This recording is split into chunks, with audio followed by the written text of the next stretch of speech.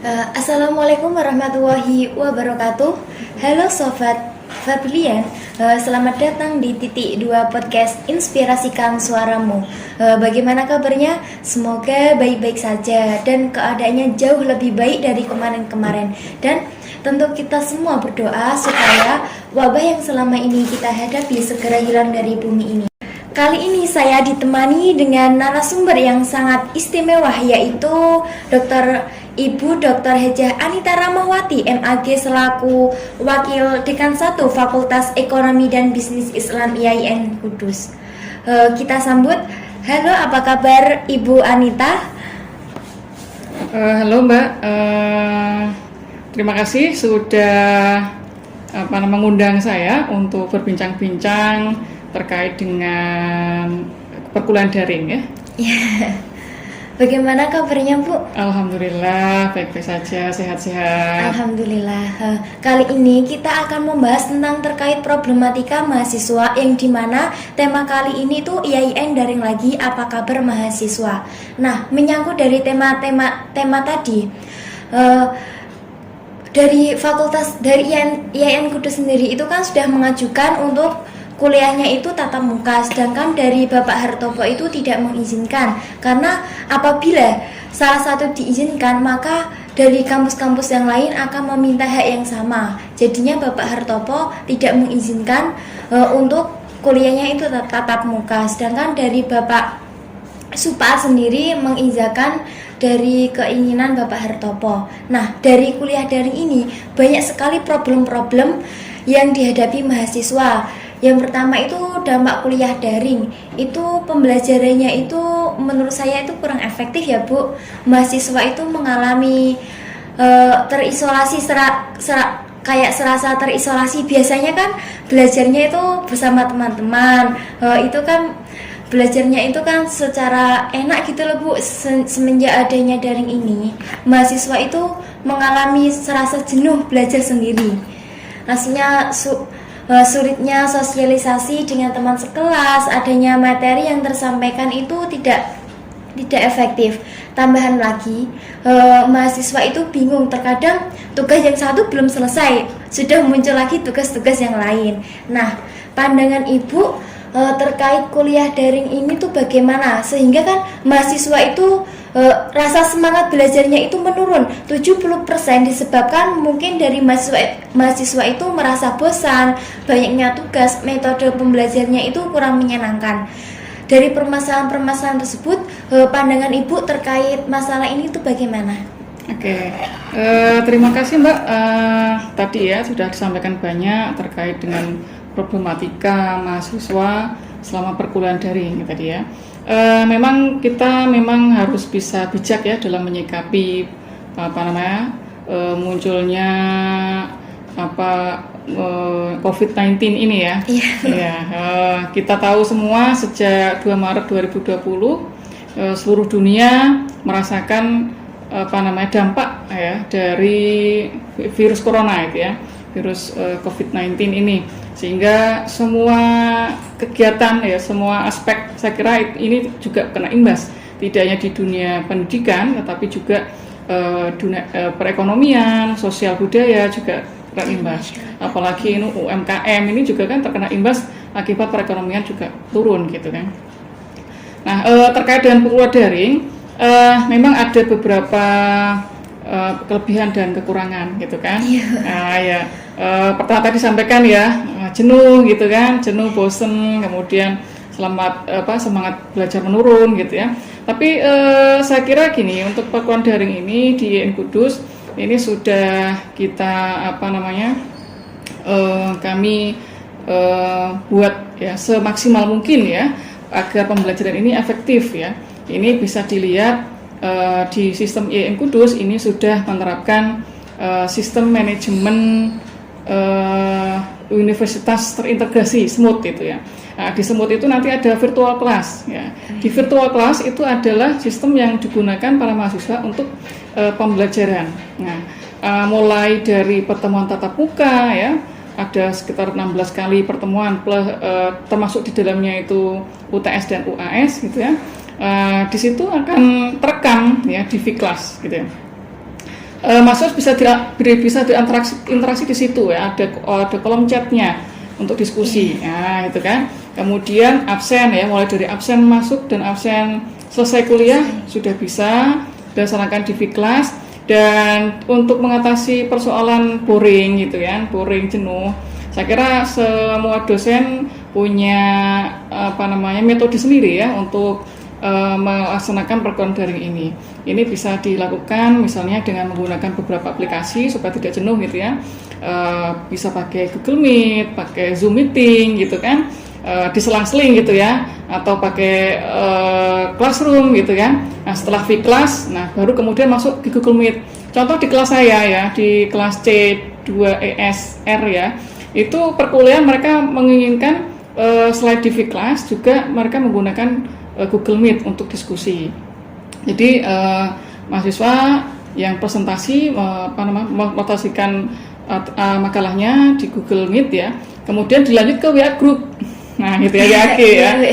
Di WAG itu kemudian alhamdulillah sekarang di Vkelas itu WAG bisa tersinkron ke Vkelas. Jadi semua diskusi yang didiskusikan di WAG kelas itu nanti bisa tersinkron di Vkelas ya. Setelah WA Center yang ada di Vkelas itu, WA Center itu dimasukkan di WA Group.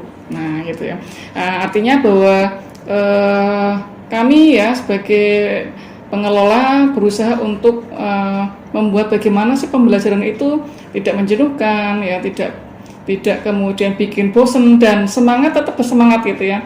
Bahkan ketika diskusi itu dengan chat itu ramai sekali gitu ya. Beda ketika tatap muka itu kan yang bertanya yang aktif misalnya hanya itu saja gitu ya. Tapi luar biasa ketika pakai WAG itu, wah aktivitas chatnya luar biasa banyak sekali gitu ya. Banyak pertanyaan yang masuk dan mereka punya inovasi sendiri gitu ya. Dalam perkuliahan gitu ya. Saya kira begitu Mbak.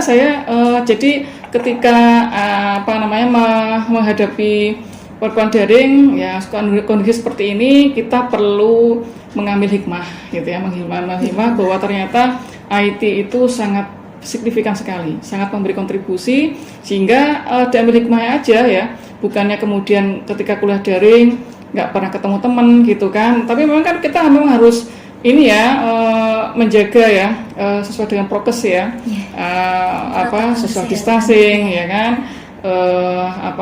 menjaga jarak, tetap pakai masker gitu kan, cuci tangan dan lain-lain, sehingga yang penting itu kan sehat dulu gitu ya, penting sehat dulu, sehat, kemudian kita dengan menggunakan inovasi dan kreativitas dalam perkuliahan, insya Allah itu nanti akan lebih semangat. Bahkan ketika pada ikut Zoom meeting itu anak-anak pada semangat kok, itu pada ikut. Dalamnya sekali kayaknya. Saya kira gitu Mbak. Tentang Zoom meeting itu kan pasti banyak terjadi kendala-kendala seperti sinyal. Terkait subsidi kuota nih Bu, salah satu yang menjadi permasalahan utama itu tentang kuota. Banyak sekali mahasiswa itu yang menanti-nanti, yang menanyakan tentang subsidi kuota dari kampus. Di semester kemarin itu kan subsidi kuota itu cepat cairnya, sedangkan di semester ini kan sudah hampir mendekati UTS. Itu kenapa kok dari kampus belum mengeluarkan subsidi kuota? Apakah dari kampus sendiri itu ingin mengasih kuota di semester ini atau tidak? Iya, terkait dengan subsidi kuota, nanti kebijakannya bisa ditanyakan ya di bagian keuangan ya. Iya. Tapi nampaknya saya dengar untuk tahun ini seperti tidak ada untuk subsidi kuota. Karena ini kan sudah masa pemulihan gitu ya, dan sudah ada pelaksanaan vaksin, dan kemungkinan di beberapa tempat juga sudah ada mulai tatap muka gitu ya. Kayak di Banat itu kan sudah mulai ya uji coba untuk tatap muka. Jadi memang subsidi kuota itu diberikan pada tahun kemarin, yang tahun 2020. Berarti di tahun genap semester ini nggak ada ya Bu? Nampaknya tidak ada. Tapi kepastiannya nanti bisa ditanyakan di bagian keuangan lah. Pandangan Ibu nih terkait pembelajaran online ini, menurut Ibu efektif atau tidak? Pembelajaran online ini saya kira cukup efektif lah jika metode yang digunakan para dosen itu memang menyenangkan. Nah gitu ya. Jadi kalau tadi dianggap bosan, boring, itu kan karena metodenya gitu ya. Tetapi jika metode yang disampaikan oleh dosen itu menarik gitu ya, saya kira mahasiswa juga akan enjoy gitu kan untuk melaksanakan perkuliahan dengan model daring itu. Artinya aplikasi-aplikasi yang digunakan, misalnya tadi ya pakai Zoom meeting, pakai Google Meet gitu ya, kemudian discuss di WAG ya, dan itu pun nanti kan akan tersinkron di Vclass. Dan metode-metode lain yang bisa digunakan, saya kira tergantung ini ya dosen untuk dalam menyampaikan. Jadi menurut saya bisa kemarin kita simak ya ketika KKN online ya, itu kan ternyata luar biasa sekali inovasi dan kreativitas mahasiswa ya. Berbeda ketika KKN tradisional KKN yang offline ya, yang sebelumnya itu kan belum ada muncul nampak kreativitas pada mahasiswa. Tapi ketika KKN online kemarin bisa kita lihat mereka bisa melaksanakan seminar online, yaitu kan serba online ya, seminar online, kemudian pakai TikTok ya, inovasi-inovasi itu, kemudian di video di YouTube, wah itu luar biasa loh itu. Artinya kampus juga pimpinan juga memberikan apresiasi yang cukup tinggi kepada para mahasiswa. Bahkan muncul ide-ide baru pembuatan lagu-lagu ya kan, artinya ada hal-hal lain yang ternyata kalau kita menyikapi ya pembelajaran online ini dengan sikap yang bijak gitu ya, artinya bisa meningkatkan kemampuan skill di IT para mahasiswa itu sendiri.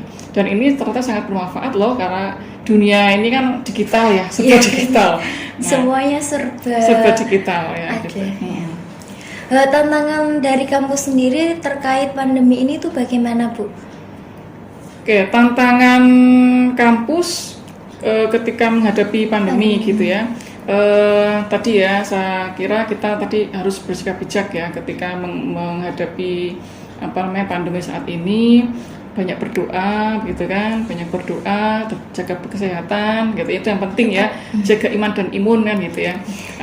Kemudian tetap beraktivitas bagaimana biasa, artinya kuliah juga tetap biasa, meskipun kalau dulu offline sekarang online, tapi kan tetap kuliah gitu kan, tetap semangat gitu, tetap belajar gitu ya, tetap sharing dengan teman-teman. Nah itu kan bisa, meskipun lewat online pun itu bisa dilakukan. Perpustakaan baca buku itu pun bisa pakai online kan, lewat Telegram itu yang sudah disediakan oleh perpustakaan. Artinya bahwa kita menghadapi musibah ini dengan tadi ya kesabaran, dengan optimis gitu ya. Insya Allah ini semua bisa teratasi dan ini tidak akan mengganggu efektivitas perkuliahan. Bahkan saya kira akan ada inovasi-inovasi dan kreativitas muncul dari mahasiswa gitu ya di masa ini, dibandingkan kalau kita ketika offline malah belum kenal ada Zoom meeting gitu kan, tidak pernah menggunakan Google Meet ya gitu ya.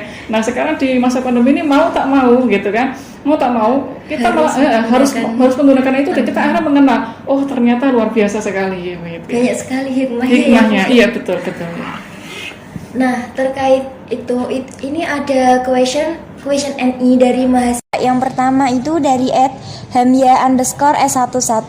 Sebelumnya, saya minta maaf kalau pertanyaan ini menyinggung pihak kampus. Saya menyerap aspirasi dari teman-teman saya selama perkuliahan. Dalam pandemi ini, selama 2 semester, saya pernah bertemu seorang dosen yang ketika pembelajaran, beliau hanya menyimak tanpa memberikan penjelasan pada setiap pertemuan. Kecuali pada pertemuan pertama, beliau hanya memberikan RPS dan kontrak belajar. Dan dalam kontrak belajar cuma hanya ada waktu untuk absensi dan pemberian tugas. Padahal terkadang sering ketika setelah pembelajaran setiap pemakalah mempersilahkan beliau untuk berbicara. Tetapi beliau masih saja diam dan hanya melihatnya. Saya merasa selama 2 semester bukan belajar daring, melainkan belajar sendiri atau disebut dengan otodidak, belajar bersama teman-teman. Nah, gimana nih tanggapan dari narasumber atas problem tersebut? Apakah UKT yang kita biarkan hanya dapat judul materi? Gimana tanggapannya?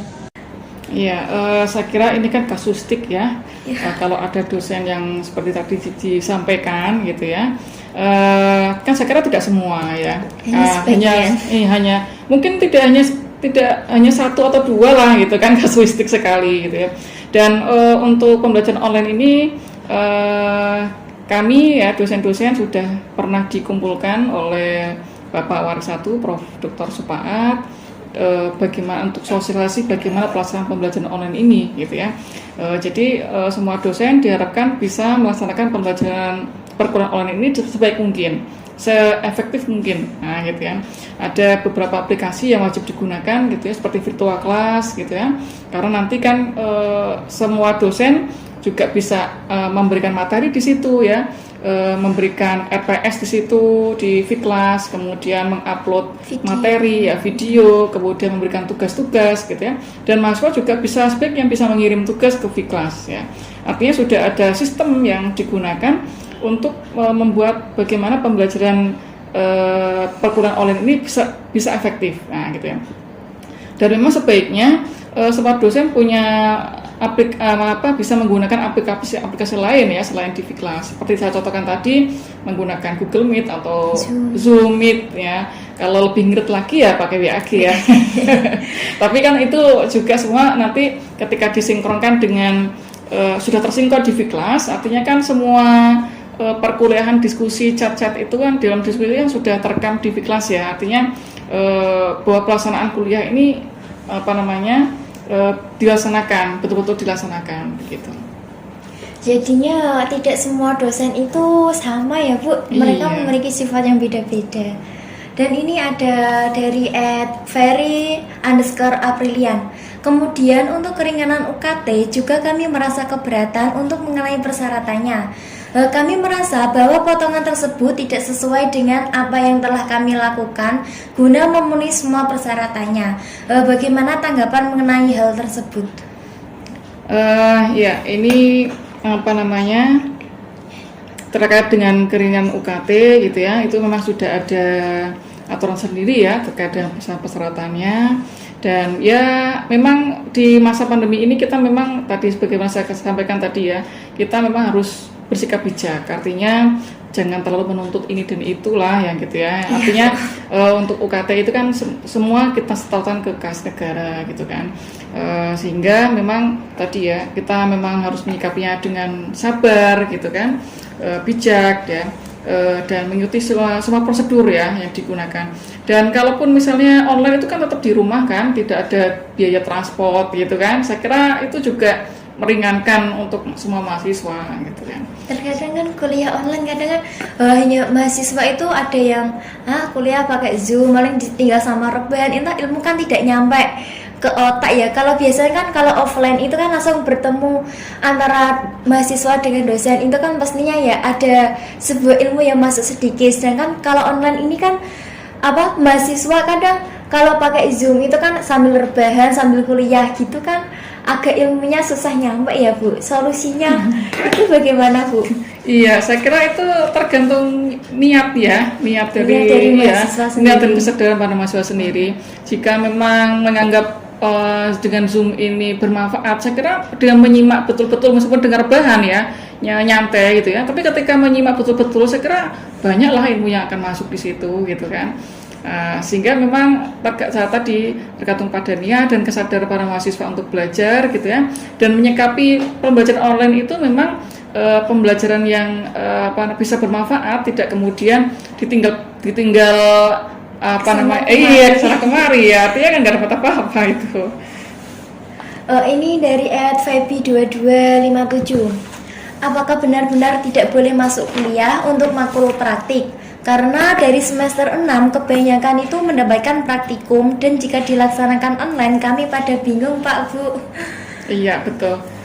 Untuk mata kuliah praktik ini memang namanya juga praktikum ya, mestinya memang idealnya ada tatap muka kan begitu ya.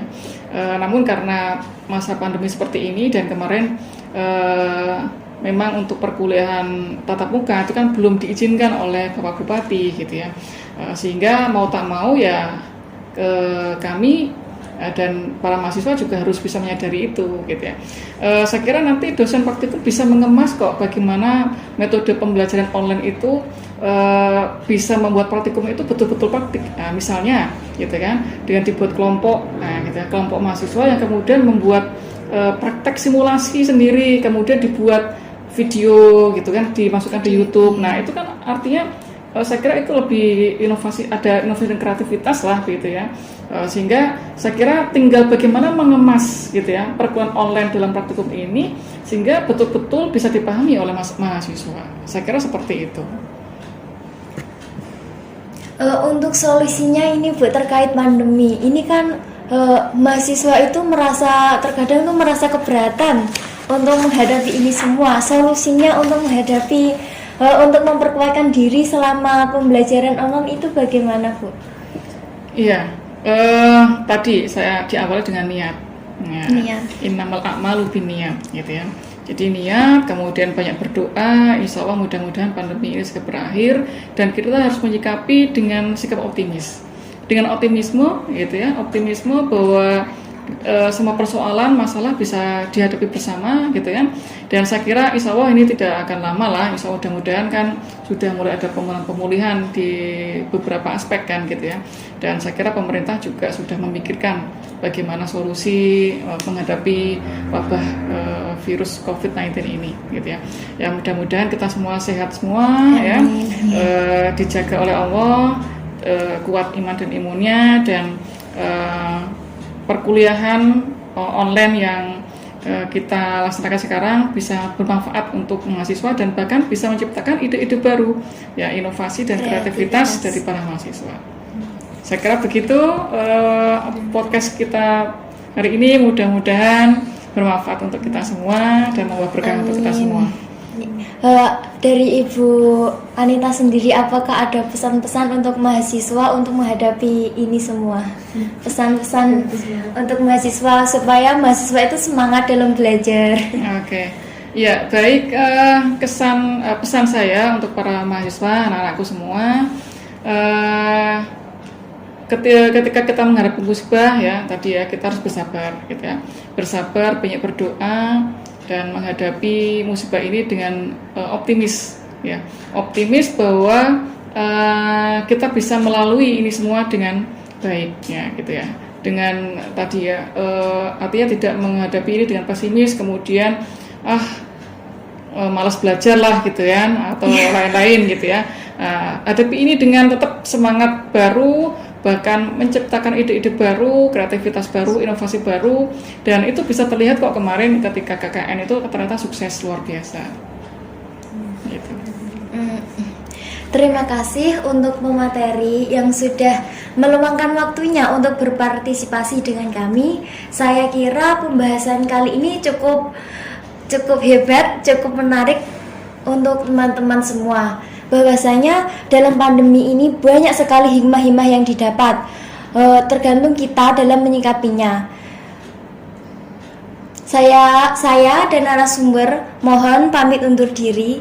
Nantikan inspirasi-inspirasi di Titik 2 Podcast selanjutnya. Titik 2 Podcast, inspirasikan suaramu. Wassalamualaikum warahmatullahi wabarakatuh. Waalaikumsalam warahmatullahi wabarakatuh.